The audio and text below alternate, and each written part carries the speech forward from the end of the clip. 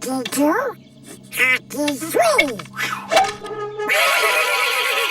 لما نتكلم عن مجلة ميكي لازم نرجع للوقت اللي نزلت فيه. في الأول لما بدأت مجلة ميكي تترجم وتنزل في مصر في أواخر الخمسينات وبداية الستينات.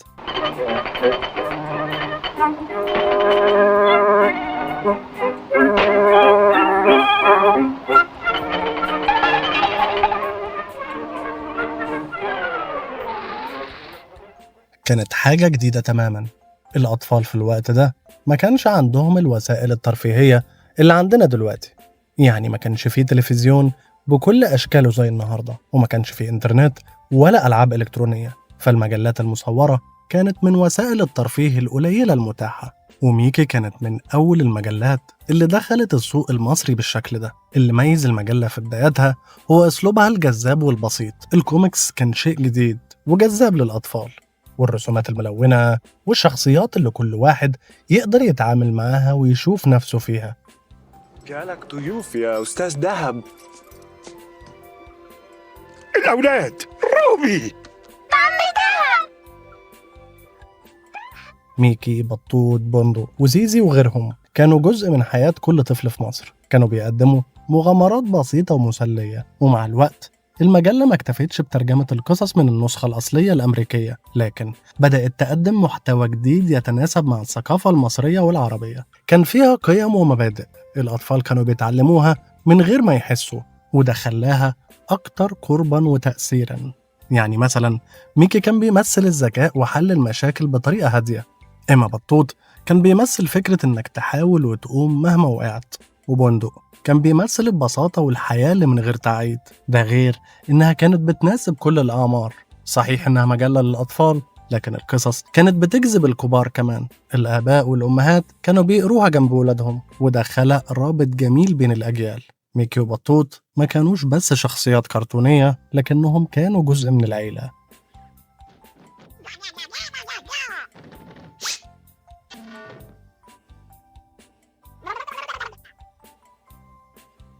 إما بقى موضوعنا الأساسي، فليه الناس كانت دايما بتحب بطوط أكتر شخصية في مجلة ميكي رغم الشخصيات الكتيرة اللي في مجلة ميكي؟ بطوط من الشخصيات اللي دايما بتلفت الأنظار من أول ظهورها في المجلة، وبالرغم من إنه في الأول كان مفروض يبقى شخصية جانبية، إلا إنه بقى أكتر شخصية الناس بتحبها، وده لسبب بسيط جدا. بطوط بيمثل الإنسان العادي في حياته اليومية، وده اللي خلاه قريب من قلب أي حد بيقرأ مجلة ميكي، صغيرين كانوا أو كبار. بطوط مش شخصية مثالية زي ميكي. ميكي دايما بيظهر إنه ذكي وشاطر ودايما بينجح في أي حاجة بيعملها، عكس بطوط تماما. بطوط دايما متعصب، مزاجه وحش وحظه وحش جدا، يعني الدنيا مش ماشية معاه زي ميكي. بطوط زي أي حد فينا بيحاول يعمل الحاجة الصح، بس دايما بيفشل أو بيحصل له حاجة تخرب خطته، وده اللي بيخلي بطوط أكتر واقعية وقريب مننا. في كل عدد من مجلة ميكي بطوط دايما بيقع في مشاكل، سواء بسبب سوء الحظ أو قراراته السريعة والغلط. يعني ممكن تلاقيه بيحاول يكسب شغلانة أو يسافر رحلة عشان يرتاح، وفي النهاية بيلاقي نفسه في موقف أصعب من اللي كان فيه.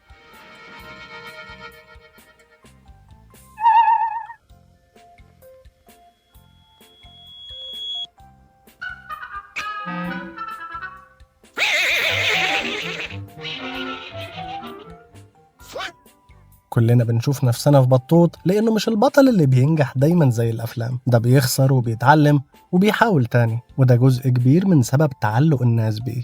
وكمان بطوط ليه جانب جميل جدا، وهو إنه رغم كل مشاكله وعصبيته بيحب عيلته جدا. بنشوفه دايما بيهتم بسوسو ولولو وتوتو، وبيحاول يقدم لهم كل اللي عنده رغم قلة الإمكانيات، وده خلى الناس تشوفه كشخص طيب وحنين من جواه.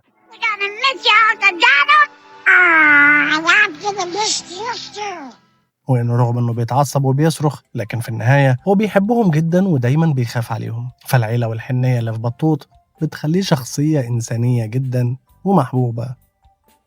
والمجلة نفسها بتفضل أيقونة بسبب قدرتها على تقديم مغامرات شيقة وقصص بتلمس القلب وتعلم الأطفال بطريقة غير مباشرة، وده سر نجاحها اللي مستمر عبر الأجيال. اكتبوا لنا في الكومنتات لو كنتوا لسه لحد دلوقتي بتقروا المجلة، وقولوا لنا مين أكتر شخصية بتحبوها.